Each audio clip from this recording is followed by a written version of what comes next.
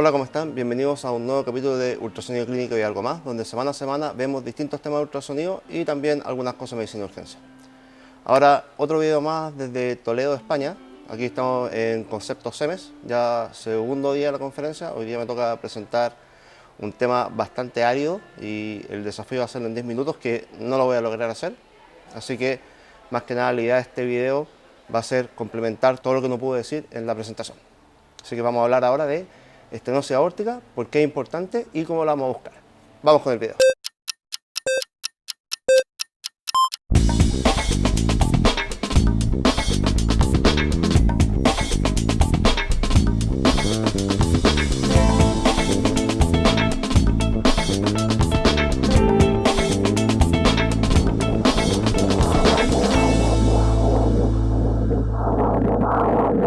Bueno, pongamos las cosas ahora un poquito en contexto. No vamos a hablar de estenosis aórtica como tal en general, sino que vamos a hablar del paciente que más interesa con estenosis aórtica. Es el paciente que nos llega al reanimador, el paciente que queda en shock. Así que bajo esto, ¿no es cierto?, vamos a poner contexto todo. Imaginemos que tenemos un paciente de 80 años que llega a la urgencia, ¿no es cierto?, por un cuadro de disnea progresiva de una semana de evolución, sensación febril no cuantificada, y el paciente llega al reanimador hipotenso, poco taquicárdico, ocupando un poco de oxígeno. Vamos a hacer, vamos a pasar al reanimador, ¿no es cierto?, vía venosa, monitor, vamos a empezar a hacer toda nuestra evaluación y vamos a hacer un protocolo RACH. Dentro del protocolo RACH, ¿qué es lo que vamos a encontrar? En la parte cardíaca, lo más importante, no va a haber derrame pericárdico, vamos a ver una función sistólica moderada, severamente disminuida, ¿no es cierto? Y vamos a ver que no hay hipertensión del lado derecho, ¿ya? Eso con respecto al RACH.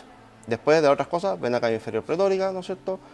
La parte de abdomen, ¿no es cierto?, nada, aorta normal también, y en pulmón, un poco de líneas B difusa a ambos lados. Entonces con eso, ¿qué es lo que vamos a pensar? Shock séptico, ¿no es cierto?, shock cardiogénico, menos probable, todo. Pero el asunto es el siguiente. Si vemos estas dos imágenes que les pongo acá en pantalla, claramente el manejo del paciente A va a ser completamente distinto al manejo del paciente B. Y esto es más que nada porque el paciente A, si se fijan bien, tiene las válvulas aórticas muy estenóticas, ¿no es cierto? Se ven hiperecoicas, abren súper poco. Entonces este paciente es probable que tenga una estenosis aórtica, ¿no es cierto?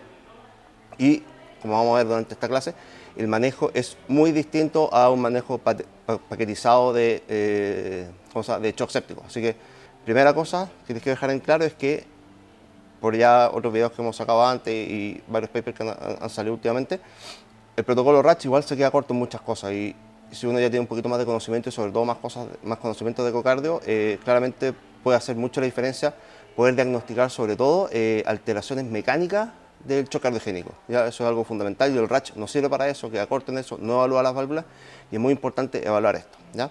Ahora, si nosotros hiciéramos un RACH con BTI, probablemente podríamos pillar este tipo de alteraciones y hay algunos estudios que lo muestran también. Así que la invitación hasta este momento es, acuérdense que el RACH es muy limitado, ¿ya? Y deberían empezar a hacer algunas cositas más como ocupar el RACH con BTI. ¿Ya? Entonces, como vimos, estos dos pacientes, el tratamiento va a ser súper distinto del paciente A del paciente B. Si este paciente nos tratara a ambos, ¿no es cierto?, el de estenosis aórtica y el que no tiene estenosis, como si fuera un shock séptico común y corriente, probablemente volumizarlo juiciosamente no producir tanto daño, y de hecho podría beneficiar incluso a estenosis aórtica, pero otras medidas como por ejemplo si veo que el shock va aumentando, agregar epinefrina lo puede terminar de matar perfectamente. Intubarlo sin tanta preocupación de la parte hemodinámica también, ¿ya? Porque hay que ser mucho más precavido en eso. Si bajo mucho si pienso por ejemplo que el shock cardiogénico esto y trato de disminuir mucho la recarga, también lo voy a terminar matando fácilmente. Y sobre todo la taquicardia, si el paciente tiene estenosis aórtica, voy a tener que ser mucho más agresivo en su manejo, ¿ya? No voy a tolerar tanto frecuencia entre 120 por ahí. Entonces manejar ambos pacientes de la misma forma no es una alternativa, ¿ya? Y tenemos que afinar un poquito el diagnóstico y tener siempre en la mente esta patología. ¿Y esto por qué? Porque la estenosis aórtica es una enfermedad que es muy prevalente en la tercera edad, ¿ya? Se dice que pacientes sobre los 80 años pueden llegar a tener hasta un 10% de estenosis aórtica. Entonces es súper importante estar pendiente de esta patología en todos nuestros pacientes críticos. Pero esto va más allá de eso incluso. Pacientes jóvenes pueden tener también estenosis aórtica, sobre todo si tienen aorta bicúspide, que es una malformación de la válvula aórtica bastante común. Entonces, hay que tener todo ojo con esto. Siempre se nos enseña que esto es más típico en los pacientes viejos, pero en pacientes jóvenes también se puede ver. Entonces, hay que tener mucho ojo con eso, estar muy atento a esto. Y para hacer las cosas más complejas aún, muchos pacientes de los 65 años hacia arriba van a generar esclerosis aórtica, que nos va a dar algunas alteraciones que son muy similares a la estenosis. Entonces también es muy importante, y una de las cosas que vamos a ver en este video, cómo poder diferenciar muy bien la esclerosis de la estenosis. Ahora ahondemos un poquito en la estenosis aórtica. ¿Qué es lo que ocurre? Como dice su nombre, va a haber una estenosis de la válvula aórtica y esto va a ir con el tiempo aumentando, ¿no es cierto? La causa principal de esto es por una degeneración de la válvula. Entonces, con el tiempo, el orificio de la válvula aórtica va a ir disminuyendo hasta ya ser casi ínfimo. Y ahí es cuando ya la patología se vuelve severa y mucho más compleja. Una forma de hacerlo fácil de entender es ocupar la siguiente analogía. Imaginemos que el ventrículo izquierdo es una botella, ¿no es cierto? Y el cuello de la botella, ¿no es cierto? La salida, ¿no es cierto? El orificio es la válvula aórtica. Si yo a esta válvula aórtica, ¿no es cierto? Esta botella la tapo, ¿no es cierto? Y a esta tapa, que sería la válvula aórtica, le hago un pequeño orificio, que sería la estenosis. Para yo poder vaciar mi botella tendría que ejercer mucha fuerza sobre esta, ¿ya? Y esta estenosis, a la larga, ¿no es cierto?, va a producir varios mecanismos de compensación para que el corazón pueda seguir andando. Lo principal que va a ocurrir va a ser hipertrofia del ventrículo izquierdo y con eso vamos a lograr mantener una buena salida por el flujo, por la válvula aórtica, ¿no es cierto?, y con eso tener buena perfusión a las coronarias y al resto del cuerpo. A medida que ya las presiones de llenado van aumentando bastante, el corazón tiene que empezar a tener un poco de función diastólica porque es la única forma que tiene el corazón para poder compensar el aumento de las presiones de llenado. Entonces, estas mismas alteraciones las podemos ver también en el modo B. Como estamos viendo acá en esta imagen, apical 5 cámaras, vemos claramente cómo tenemos la válvula aórtica está estenótica, ¿no es cierto? Se ve que está esclerosada al menos, ¿no es cierto? Las válvulas están hiperecoicas, abren muy poco y asociado a esto están todos estos otros cambios fisiopatológicos que van ocurriendo. La pared muscular está súper engrosada y si se fijan bien, la aurícula izquierda está bien dilatada, lo que nos indica que está además con disfunción diastólica. Así que aquí tenemos las tres cosas que ocurren en esta patología cuando ya está compensando al máximo. Y como es la historia natural de esta enfermedad, el paciente se va a mantener estable porque está compensado por mucho tiempo hasta que va a llegar un momento en que ya no va a aguantar más esto, ¿no es cierto? Y va a empezar a tener una caída de la función sistólica y con esto van a venir los síntomas y secundariamente puede llegar el shock. ¿Ya? Cualquiera de estas dos son muy malas y la sobrevida del paciente cae drásticamente como vemos en este gráfico. Ahora, si esta es una patología crónica, ¿qué nos interesa a nosotros en la urgencia? Más que nada porque cuando todos estos pacientes se descompensen, ¿no es cierto?, y pasen a ser severos sintomáticos, nos van a llegar a nosotros y vamos a tener que nosotros saberlos manejar porque son pacientes extremadamente graves y que su manejo es bastante complejo y es multidisciplinario. Entonces, si no los detectamos precozmente o no los manejamos como requieren porque no los diagnosticamos precozmente, la mortalidad va a aumentar mucho más allá de lo que ya tiene. Así que hay que tener mucho ojo. Es una patología crónica, pero nosotros vamos a ver a este paciente cuando se descompensa y puede ocurrir de dos formas. Primero, se va a descompensar de manera primaria porque ya llegó un punto en que el corazón no puede compensar más y empiezan los síntomas, ¿no es cierto? Y la segunda forma, que es más compleja para nosotros, es que el paciente todavía no tiene una estenosis aórtica severa, pero cualquier injuria externa, como puede ser por ejemplo una sepsis o hipovolemia o mucha diarrea, ¿no es cierto?, cualquier pequeña injuria puede hacer que este corazón que está al límite compensando pare de compensar, ¿no es cierto?, y fisiológicamente se transforme como una estenosis severa porque va a llegar en shock, ¿no es cierto?, y con eso no va a poder perfundir nada porque ya perdió toda la compensación de forma puntual. Entonces es súper importante tener este enfrentamiento inicial porque claramente ir a atacar de manera agresiva la descompensación secundaria va a mejorar el outcome de estos pacientes si es que no los pillo precozmente. Entonces, como visto hasta ahora, en estos pacientes en shock, diagnosticar esta patología es súper importante y tenemos que hacerlo de la manera más eficiente posible. Y eso, más que nada, es ir a mirar la ficha clínica. Si mi paciente tiene una estenosis aórtica, da lo mismo el grado, ¿ya? Da lo mismo si es severa o es leve. Si el paciente tiene estenosis aórtica y llega en shock a mi reanimador, yo tengo que suponer que por algún motivo perdió sus controles y pasó de leve o moderado a severo, y eso es lo que está ocurriendo ahora, o más comúnmente este paciente que es portador de una estenosis aórtica no severa tiene una injuria secundaria que está haciendo que su hemodinamia caiga y como cae su hemodinamia el corazón ya no puede compensar y fisiológicamente se está comportando como una estenosis aórtica severa. Entonces, lo fundamental es que si mi paciente tiene el antecedente de estenosis aórtica, da lo mismo el grado y llega en shock, yo lo voy a manejar igual como si fuera una estenosis aórtica severa con todos los pasos que vamos a ver un poco más adelante. Y el examen físico, ¿qué pasa con él? ¿Nos sirve? Claro, si encontramos el típico soplo sistólico que nos enseñan en pregrado, lo encontramos perfecto, ¿no es cierto? Nos puede orientar a que esto, pero hay que tener mucho ojo porque si este paciente está en shock, ¿no es cierto?, va a estar en un estado que se conoce como bajo flujo, baja gradiente y no vamos a ocultar el soplo. Así que si no encontramos soplo, no significa que el paciente no tenga el diagnóstico. Así que bajo ese punto de vista, la clínica no nos sirve mucho para descartar. Así que mucho ojo con eso. Y por otro lado, es peor aún. Si vemos en la ficha que el paciente tiene antecedente de estenosis aórtica, que tiene antecedente de un soplo y ahora no oculta el soplo, eso nos indica ya inmediatamente que esta es una estenosis aórtica severa de bajo flujo y lo mismo, tenemos que atacar a este paciente, ¿no es cierto?, manejarlo de la forma más agresiva posible porque este paciente está en un estado de extrema gravedad, aunque no parezca inicialmente. Entonces, como vimos hasta ahora que la ocultación no servía mucho, el ultrasonido nos puede ayudar bastante en estos pacientes, pero aquí hay varios niveles de complejidad del manejo. Vamos a partir primero con lo más simple, cómo nos puede ayudar el modo B y el modo C en hacer el diagnóstico de esta patología, diagnóstico entre comillas. Para hacer solamente un recordatorio, aquí tenemos algunos videos de la válvula aórtica, ¿no es cierto?, en un paciente que no tiene alteración de esta. Como vemos bien, las válvulas se abren fácilmente y no están hiperecoicos, no hay signo de esclerosis. Hay diferencias de estas otras imágenes donde sí vemos que la válvula apenas se abre, ¿no es cierto?, en esta apical 5 cámaras. En este parasternal eje corto vemos de nuevo lo mismo, ¿no es cierto?, no hay movimiento en las válvulas. Pero hay que tener harto ojo, cuando vamos a evaluar nuestras válvulas en modo B, como vemos en este parasternal largo del mismo paciente, vemos que las válvulas se abren mucho más. Pero en el apical 5 cámaras y en el parasternal corto no ocurría eso. Y esto es muy importante porque si nosotros queremos ocupar el modo B para diagnosticar si mi paciente tiene esclerosis aórtica o estenosis aórtica, es súper importante tener todas las ventanas posibles para de esta forma no se me escape, ¿no es cierto?, la patología. Y finalmente acá tenemos algunos ejemplos más para que afinen bien la vista, ¿no es cierto? Nuevamente, si nos centramos bien en la válvula aórtica, se ve que esta está completamente hiperecoica, ¿no es cierto?, y abre muy poco. Y vemos además los signos secundarios. Hay alta hipertrofia del ventrículo izquierdo y la aurícula izquierda dilatada. Si encontramos estas otras alteraciones patológicas, ¿no es cierto?, de compensación, ya podemos decir que esto es una estenosis aórtica como tal y no habría mucha duda. Pero como vimos, a partir de los 65 años la prevalencia de esclerosis aórtica aumenta bastante, ¿no es cierto?, llegando a ser bien prevalente en los pacientes y por lo tanto podemos encontrar muchas veces pacientes que tienen esclerosis aórtica pero no estenosis. ¿Y cómo podemos diferenciar esto de forma fácil y que cualquier persona lo pueda hacer? Ocupando color.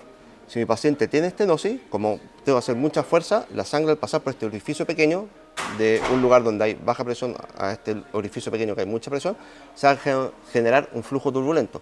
Y esto en modo color lo vamos a ver con esta imagen de mosaico, ¿no es cierto? Como podemos ver acá, donde tenemos un paciente que tiene esclerosis aórtica, que su flujo es normal, ¿no es cierto? Y un paciente que tiene estenosis aórtica, donde su flujo vemos claramente que es turbulento y tiene un mosaico. Entonces, el modo color, unido al modo B, nos puede ayudar bastante a hacer el diagnóstico de esta patología. Hay algunos estudios, pocos, pero el mejor estudio que encontré fue este de Gulick del año 2016, donde lo que hicieron fue, tomaron a 200 pacientes que le encontraron un soplo nuevo, ¿ya? Y aquí le pasaron un ecógrafo de bolsillo que no tenía Doppler, solamente modo B y modo color, a dos grupos de médicos, ¿no es cierto? Cardiólogos totalmente entrenados y médicos de emergencia con un entrenamiento mínimo, un curso paquete de WinFocus solamente, y le explicaron algunas cosas de las varias patologías cardíacas, ¿ya? Y lo que hicieron fue que tiraron a competir estos dos grupos, ¿no es cierto?, de qué patologías encontraban con este ecógrafo de bolsillo y eso lo comparaban después con, un estudio ecocardiográfico completo.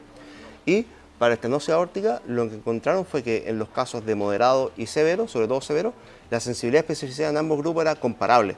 Así que esto igual nos demuestra que con un entrenamiento muy pequeño y con máquinas simples nosotros podemos hacer el diagnóstico de la patología severa en estos casos, lo que nos va a ayudar bastante en el manejo de los pacientes. Bueno, y si queremos ir un poco más allá, ¿no es cierto?, ya ocupamos Doppler y queremos saber si la estenosis aórtica de mi paciente es severa o es una esclerosis solamente, vamos a ocupar varios parámetros para saber si mi paciente tiene una estenosis aórtica leve, moderada, severa o si está todo esto normal, es una esclerosis. Sacar estas mediciones no es muy simple, así que vamos a ver ahora con el computador cómo ir buscando una a una y cómo vamos a hacer el cálculo de todas estas parámetros.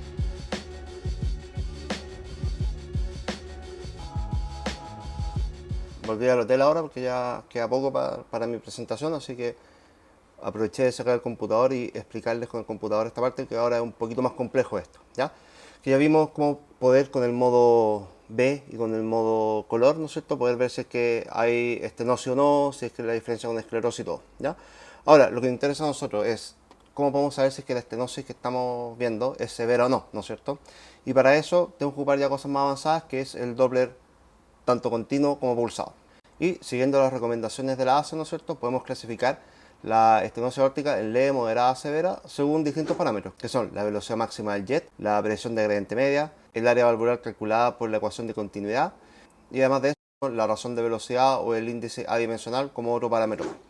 Aquí de esto es importante que una velocidad máxima del jet, ¿no es cierto?, mayor de 4 metros por segundo o una presión de gradiente media, ¿no es cierto?, mayor de 40 milímetros de mercurio, está la mayoría de veces asociado a un área valvular, ¿no es cierto?, menor a 1. ¿Ya? O sea, todo esto son parámetros de estenosis aórtica severa. Ahora, si la velocidad, ¿no es cierto?, de jet me da menos de 2.5 metros por segundo, eso ya no es estenosis aórtica, ¿no es cierto?, y si las válvulas están hiperecóicas, yo sospechaba que puede tenerlo, en este caso no habría estrechez y sería solamente una esclerosis de la válvula, ¿ya? Así que ese es el primer punto. Esto ahora igual es un poquito más complejo y les voy a ir mostrando ahora cómo ir calculando punto por punto. Vamos primero por la velocidad del jet. Para esto lo ideal es ubicar una ventana apical 5 cámaras o una 3 cámaras. Lo más importante, como podemos ver acá, es que la válvula aórtica, ¿no es cierto?, esté completamente alineado con el cursor del Doppler, ¿no es cierto?, como podemos ver acá en las imágenes. Y es súper importante buscar con modo color el jet hacia dónde va y realizar muchas mediciones porque tenemos que buscar justo la velocidad máxima, ¿ya? Ahora, si el jet se va hacia los lados, tenemos que tener harto ojo porque podemos subestimarlo y ahí vamos a meter las patas hasta el fondo porque no nos vamos a dar cuenta que el paciente tiene una estenosis aórtica severa. Por eso esto es complejo. Ahora, se puede hacer mucho más difícil. Si vemos, por ejemplo, el caso acá de la apical 5 cámaras, imagínense que este paciente, además de tener una estenosis aórtica, tuviera una insuficiencia mitral, que es común que ocurra, ¿ya? Y generalmente las valvulopatías tampoco van solas, entonces esto hace que todo se vuelva mucho más complejo y por eso prefiero hacerlo acá con el computador y todo, porque igual tampoco yo tengo la expertise como para explicar esto a fondo y probablemente invite a alguien más después para hablar algunas dudas que queden sobre esto. Pero imagínense que yo tengo aquí una insuficiencia mitral asociada y el flujo de insuficiencia mitral va por acá y se pega por esta pared. Si yo mi cursor, o sea, mi línea de interrogación la pongo justo mezclando los dos jets, puedo llegar a medir la insuficiencia mitral como estenosis aórtica y confundir los flujos. Entonces ahí meto las patas y estoy sobreestimando esto. Así que hay que tener mucho ojo con esto, mucho ojo, porque tenemos que ver primero con color que no hay insuficiencia mitral, poner después con Doppler continuo, ¿no es cierto?, más alejado de la insuficiencia mitral para que sea solamente el flujo aórtico lo que estemos viendo. Y lo importante es ocupar varias ventanas, ¿no es cierto?, y realizar varias mediciones hasta que nos aseguremos bien que estamos justo ante la presencia del jet de máxima velocidad. Otra cosa importante también para hacer esto más complejo es que la forma de la turbulencia, ¿no es cierto?, en la estenosis aórtica, el flujo que vamos a ver con Doppler continuo, vamos a ver una curva de esta forma, ¿no es cierto?, que es más redonda, ¿ya?, donde no tiene una forma de daga. Esto es súper importante porque a medida que mayor es la estenosis, esta curva se va haciendo cada vez más ancha, por así decirlo, ¿ya?, y es circular, ¿ya? En cambio, otras patologías que también me pueden dar un gradiente en color, ¿no es cierto?, turbulento en el tracto de salida, es la obstrucción dinámica del tracto de salida, que podemos verlo, por ejemplo, en el SAM o en miocardiopatía hipertrófica, y ahí me va a dar otro tipo de onda, que va a ser esta, como en forma de daga.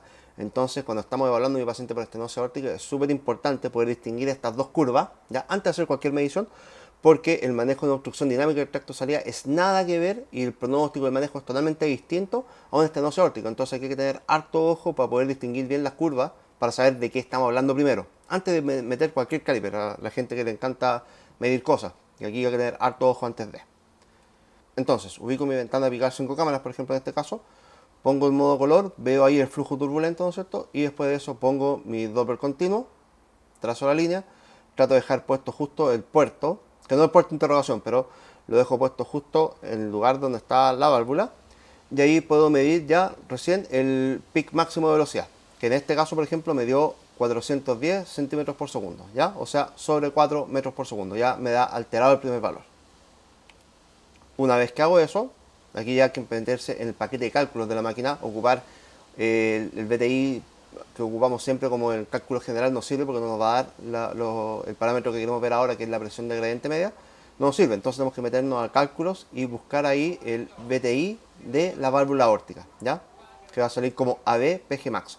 Para eso vamos a poner nuestro Doppler continuo, ¿no es cierto?, y vamos a, con el paquete de cálculos de evaluación de válvula aórtica, vamos a sacar, ¿no es cierto?, el BTI de esta curva que obtuvimos con el Doppler continuo, y nos vamos a fijar en este valor, ¿no es cierto?, en el AB PG min, ¿ya?, que es la presión de gradiente media de la válvula aórtica. Y por ejemplo en este caso nos da 79.73, o sea, sobre 40, así que esto ya está muy alterado y ya tenemos dos valores que nos están indicando que esto es una estenosis aórtica severa. Entonces ya vimos la velocidad máxima, la presión de gradiente medio. Lo que quería ver ahora es el área valvular calculado con la ecuación de continuidad. Esto aquí es un poquito más complejo. Lo que tenemos que hacer es, ocupando la ecuación de continuidad, que lo que nos dice es que el área por el volumen es igual al área por el volumen de lo que está pasando por el otro lado, porque la energía supuestamente se tiene que transmitir de un lugar a otro. Entonces, despejando toda esta fórmula, finalmente podemos calcular el área 2, que es el que nos interesa, el área que está estenosada, al tener el área 1 y tener las dos velocidades, ¿no es cierto? La velocidad ante la estenosis, que sería el VTI del tracto de salida del ventrículo izquierdo, Doppler pulsado, ¿no es cierto? Porque vamos a medir justo la velocidad que está aquí. Y eso, todo esto, ¿no es cierto? Partido por la velocidad de el, ¿cómo se llama? Por la velocidad de la válvula aórtica, donde está la estrechez. Para saber esto, lo que tengo que ocupar es Doppler continuo, que como ustedes ya saben, no mide un solo segmento, sino que mide todo el segmento, y como en la estrechez la velocidad es mayor, vamos a detectar solamente la velocidad que está ocurriendo aquí y no vamos a ver esta, en teoría.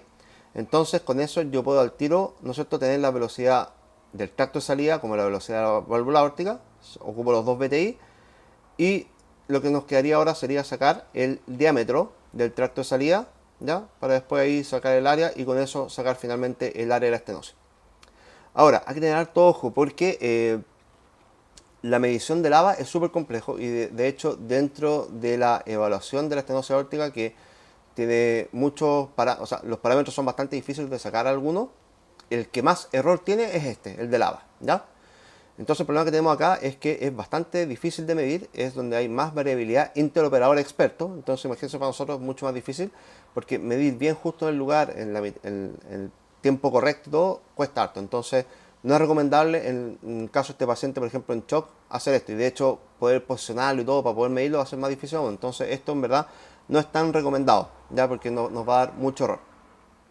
Y para hacer las cosas más complejas aún viene esta parte que es mucho más nebuloso, por así decirlo, en que podemos tener valores que estén mezclados, ¿no es cierto? Que tener algunos valores de severo y otros de moderado, y si por ejemplo yo llegase a calcular el área valvular, puede que por ejemplo me dé un área valvular severa, ¿no es cierto? Menor de 1, pero los otros valores de leve y moderado de velocidad máxima y de presión de gradiente medio. Entonces, ¿qué hago cuando me pasan estas cosas?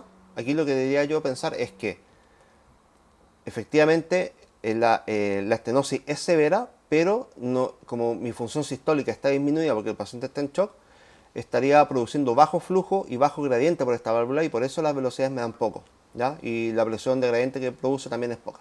Entonces, en ese caso, lo que deberíamos ocupar sería este último parámetro, que es la razón de velocidad o el cociente adimensional.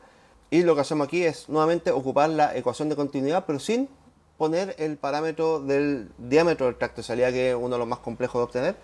Entonces lo que vamos a hacer es, finalmente en cuanto corto, sacar el VTI del tracto de salida del ventrículo izquierdo, que lo vamos a hacer con Doppler pulsado, y ese valor lo vamos a dividir por el VTI que me dé la válvula aórtica, que lo vamos a hacer con Doppler continuo. Se fijan bien, acá tenemos el Doppler, el trazado del Doppler pulsado, ¿no es cierto?, que es anecoico en su interior, y aquí me dio 22.22. Entonces sería 22.22 dividido en el VTI que me debería dar la válvula aórtica en el trazado acá, que sería 130.15. Y al dividir entonces estas dos cosas, si me da menos de 0.25, sin importar los flujos que habían acá, esto sería severo y podríamos ocuparlo en estos estados donde hay bajo flujo, ¿ya? Una cosa extra, si se fijan bien acá en esta curva, ¿no es cierto?, de doble continuo, vemos aquí dos curvas, ¿no es cierto? Esta que está acá y esta acá abajo. Esta que está acá es la velocidad que está ocurriendo acá arriba, ¿ya? Justo donde está antes de la estenosis, el tracto de salida. Y aquí está la velocidad completa, ¿no es cierto?, de la válvula aórtica, que es mucho mayor. Acuérdense siempre que el Doppler continuo es continuo, ¿ya? O sea, manda y escucha la señal al mismo tiempo. Entonces podemos ver todos los flujos que hay en toda esta línea, ¿ya? Entonces, claro, aquí va a haber una señal mucho más fuerte porque es justo antes del aumento de la presión, ¿no es cierto? No está como el taco, por así decirlo, y después viene toda la presión que va a quedar dibujada acá, ¿no es cierto? Que aumenta mucho más la velocidad. Así que es un dato extra, ¿ya? Entonces, ¿qué va a ocurrir con todo esto? Finalmente, una aproximación que podríamos tener es la siguiente, ¿ya? Quédense siempre con el modo B, el modo color, porque en el caso de pacientes, nuevamente volvemos al contexto de este video. Si tengo mi paciente que está en shock, ¿no es cierto?, y tiene una función sistólica disminuida, ¿ya?, con el solo hecho de ver ya la válvula hiperecoica es mucho mejor, ¿no es cierto?, para evitar mayor daño, tratar al paciente inmediatamente como si tuviera una estenosis aórtica severa y listo, ¿ya? Seguir el manejo ahí. Ahora, si somos un poquito más avesados, podríamos ocupar, ¿no es cierto?, la medición de la velocidad máxima y la presión de gradiente medio, pero igual tenemos que tener ojo que si tiene función sistólica disminuida, que es el caso de este paciente que estamos viendo ahora, igual puede darnos valores normales, o sea, pueden darnos valores, incluso pueden darnos valores normales y estar igual ante una estenosis aórtica severa, entonces hay que tener ojo. Por otro lado, investigando yo más en el tema como del paciente crónico, que es súper importante graduar bien esto, y estos pacientes claramente la graduación no es una competencia de nosotros y tampoco debería ser, nos debería interesar, sino que esto es más que nada para el ecocardiografista, pero hay estado en pacientes que claro tienen esto y la prueba para poder evaluar si efectivamente hay una estenosis o no es hacer una prueba con dobutamina, ¿ya? Entonces si yo mejoro la contractilidad del paciente, ¿no es cierto?, el inotropismo, al mejorar esto genero mayor expresión y con eso puedo ver si efectivamente, ¿no es cierto?, hay unas presiones desmedidas, hay velocidad elevada para decir que efectivamente es estenosis aórtica o no. Ahora, por otro lado, si yo empiezo a mejorar el inotropismo del paciente, empiezo a mejorar la función sistólica y voy a estar tratando al paciente, entonces igual nosotros de una forma u otra estaríamos también viendo eso, ¿ya? Así que les dejo eso ahí, ¿ya? Como pueden ver, probablemente después invite a Hans o a alguna otra persona que estoy en conversaciones para hablar un poquito más de estos escenarios ecocardiográficos de estenosis aórtica, que en verdad como que me voló un poco la cabeza porque es bastante complejo de evaluar y de entender, sobre todo en los contextos que nos van a tocar a nosotros, que son pacientes ya más graves. Ya el paciente que llegue estable y que sospechamos estenosis aórtica es mucho más simple, pero en este caso de este video es más compleja la cosa por cómo llegó el paciente. Así que ya con eso estamos listos en esta parte. Voy a cambiar ropa porque ya me queda poco para ir a presentar y después ahí, antes de entrar a presentar, vamos a ver la última parte de cómo realizamos el tratamiento de estos pacientes.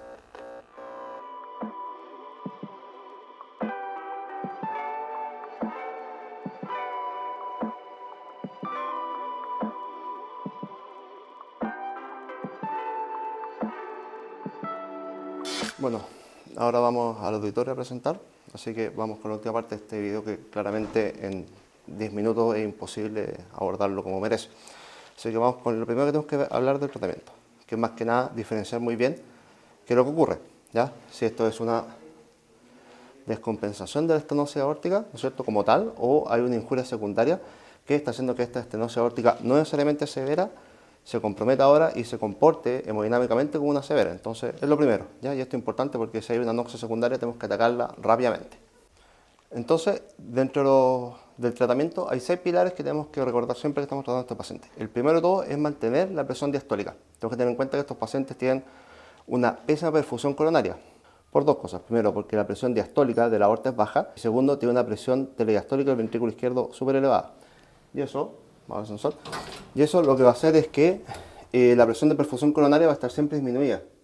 Y eso, a la larga, lo que va a hacer es que el paciente, además de todos los problemas que tenemos, se agregue también una isquemia. Y ahí ya el paciente, su mortalidad va a crecer aún más de lo que va y va a terminar muriendo. Entonces, tenemos que atacar muy bien este primer problema, ¿no es cierto? Tenemos que aumentar al máximo la presión diastólica aórtica. Y para eso, los vasopresores que deberíamos ocupar, idealmente sería fenilefrina, que es un efecto alfa puro, o noradrenalina, que es la más disponible, y que más tiene la ventaja que tiene también un poquito de efecto inótropo positivo, que también va a ayudar. Con esto vamos a aumentar la presión diastólica y con eso podemos tener mejor flujo coronario y mejorando la presión. Ahora hay que tener ojo con esto sí, porque otra cosa importante es que estos pacientes, no es cualquier paciente que, por ejemplo, si uno ocupara una meta de presión típica de paciente en shock séptico Silva. Estos pacientes están acostumbrados siempre a tener una hipertensión de base, entonces tenemos que tener idealmente unas PAM de 75, 80, o sea, tirado mucho más al lado de arriba y no ser tan permisivo hacer una presión de una PAM de 65, tengo que mucho más, así que harto ojo con eso. Y como lo que queremos es evitar el aumento de la postcarga, otros vasopresores como por ejemplo la epinefrina, que uno siempre lo ocupa cuando el paciente ya no da más, aquí es un no rotundo, ¿ya? Nunca deberíamos ocupar esto porque finalmente va a empeorar todo mucho más, porque además va a agregar, va a aumentar la frecuencia cardíaca y con eso va a agregarle otras complicaciones a esto. Entonces lo ideal es apuntar a unas presiones más elevadas de lo habitual, ¿no es cierto? Tener una PAM de 75-80 y nunca ocupar epinefrina. Vamos a descansar un ratito acá afuera porque dentro de él es súper caluroso, entonces mejor acá, que está helado, hay mucho viento, pero como que no he encontrado término medio con respecto a temperatura en el lugar. Entonces vimos el primer punto, que era mantener una presión diastólica aórtica adecuada, ¿no es cierto? Fundamental, metas supranormales, ¿no es cierto?, de presión, ¿no es cierto? PAM de 75-80, ¿ya? Eso es nuestra primera meta de presión. El segundo pilar del tratamiento es optimizar la precarga. Tengo que tener en cuenta que estos son pacientes que tienen una obstrucción fija. Además de eso, tienen hipertrofia ventrículo izquierdo, ¿no es cierto?, que aumenta la poscarga, y tienen disfunción diastólica y les cuesta mucho mantener las presiones de llenado.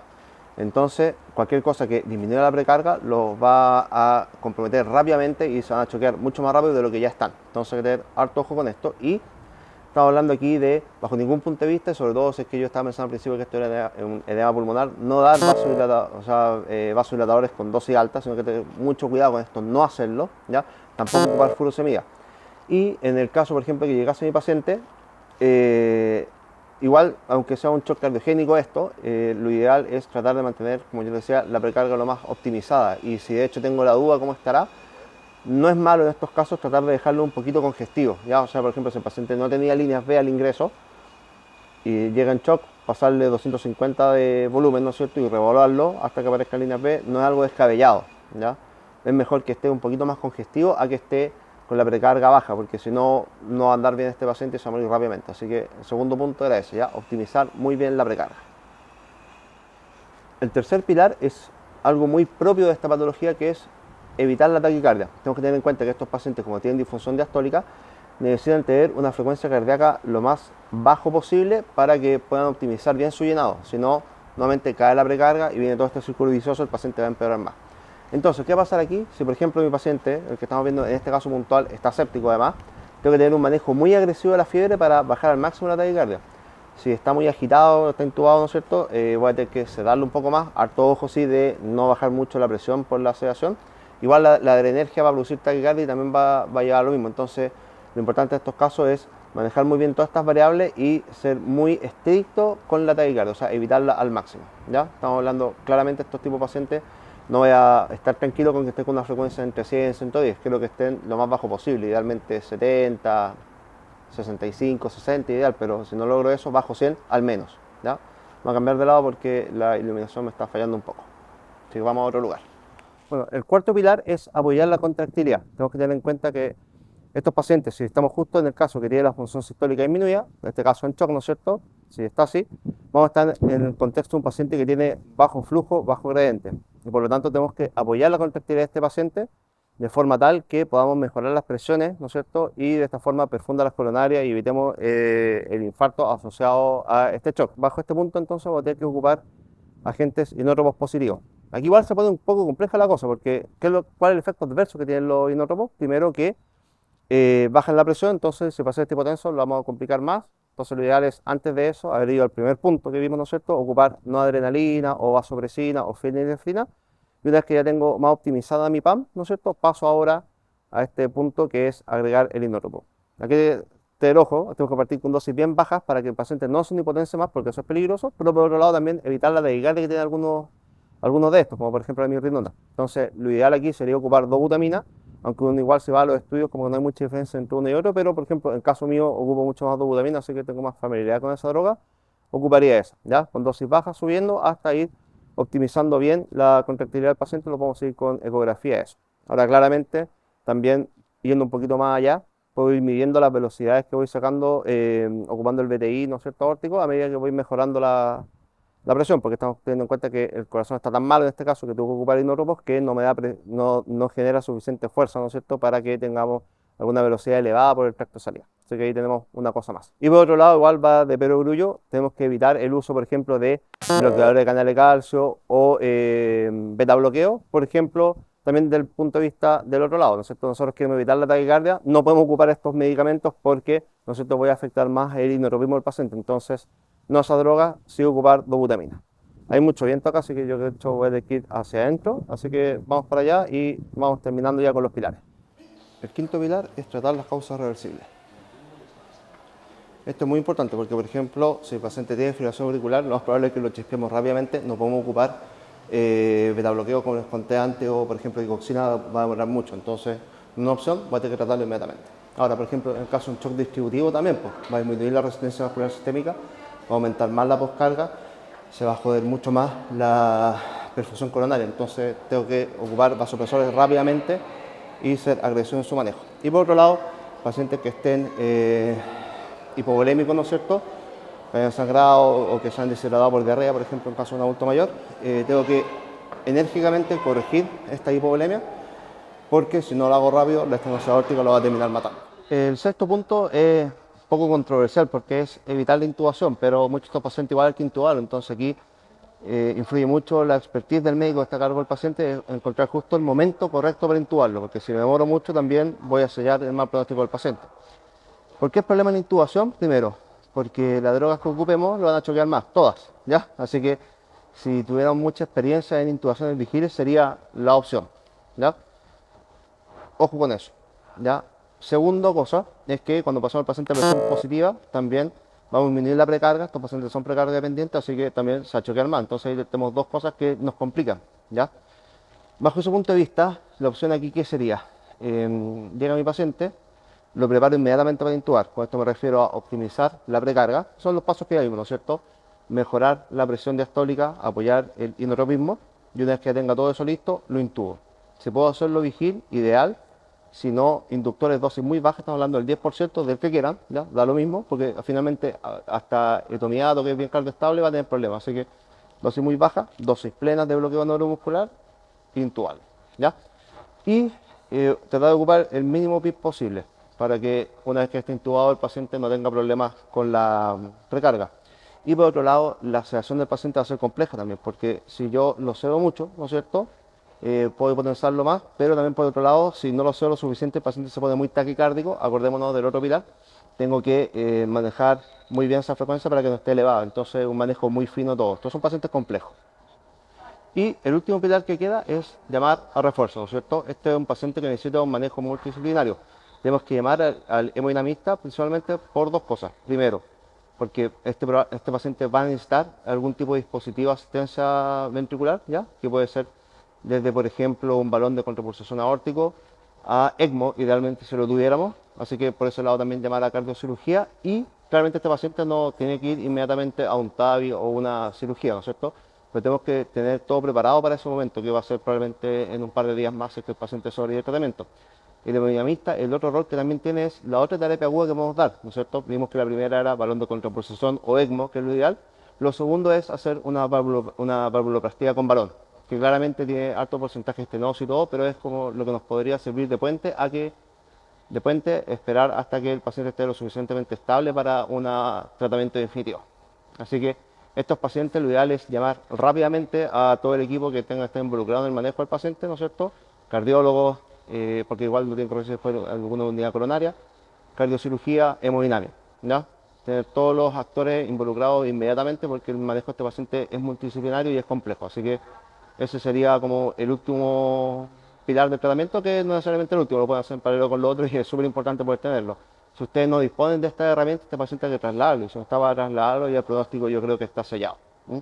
Así que, a modo de resumen, podemos decir que esta es una patología que es prevalente, sobre todo que la población añosa va aumentando, y bajo el mismo punto de vista es muy fácil no hacer el diagnóstico. Hay muchas cosas que lo pueden ocultar. Entonces, lo que yo les recomiendo es que si el paciente llega en shock y tiene antecedente de estenosis aórtica, trátelo al tiro como si fuera estenosis aórtica severa. No se hagan más problemas.